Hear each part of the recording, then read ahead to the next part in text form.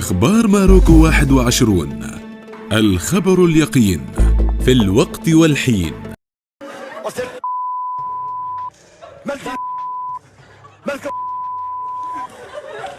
اطلق مني ست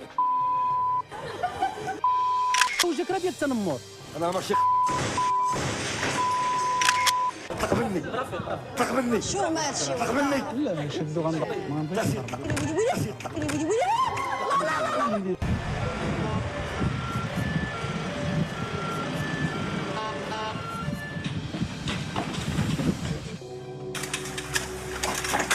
بلوزه انا لسه تطلع فيها. انا ولا مريض شنو الخطوره.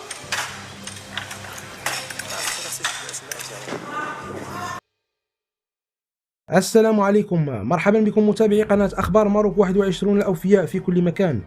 استفز مراد العشابي المنشط التلفزي في برنامج فاصل ونواصل والذي يبث على قناة MBC 5 خلال رمضان مجموعة من ضيوفه الفنانين، وطرح عليهم أسئلة مثيرة جعلتهم يقومون بردات أفعال قوية ضده.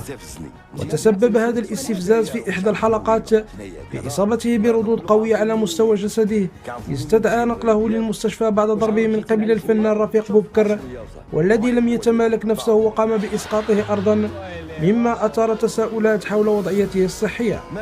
وقال مراد العشابي بخصوص ما تعرض له من طرف رفيق بوبكر والذي اعتدى عليه بالضرب أن برنامج فاصل ونواصل تم تسجيله قبل دخول شهر رمضان، وأضاف أنه أصيب على مستوى اليد والعنق بسبب قوة السقطة، مما استدعى نقله إلى المستعجلات لتلقي العلاجات الضرورية، وهو الأمر الذي فرض تأجيل التصوير إلى حين التعافي من الإصابة. وأكد العشابي أنه تلقى العلاجات الضرورية بالمستشفى ولم يكن أي كسر أو خطورة، وطمأن جمهوره على وضعه الصحي بأنه بصحة جيدة.